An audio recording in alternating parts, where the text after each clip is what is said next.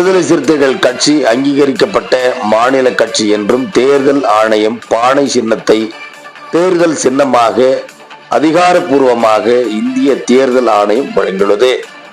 அதனை கொண்டாடும் விதமாக திருப்பூர் கிழக்கு மாவட்டம் தாராபுரம் விடுதலை சிறுத்தைகள் கட்சி சார்பாக சிறுத்தை முருகவேல் தலைமையில் வழக்கறிஞர் திரு ரங்கநாதன், ஜெய்மீம் அழகர், BK நாச்சிமுத்து, திருமரகு, சிறுத்தை சிரஞ்சீவி, கருஞ்சிறுத்தை லட்சுமணன், தமிழகம் ராஜேஷ், கொடிவாளன், பழனிசங்கர், கோட்டைராஜ், தேவேந்திரன், விஜி, பாண்டி, செல்லதுரை ஆகியோர் பட்டாசுகள் வெடித்து பொதுமக்களுக்கு இனிப்புகள் வழங்கி கொண்டாடினார் என்பது குறிப்பிடத்தக்கது.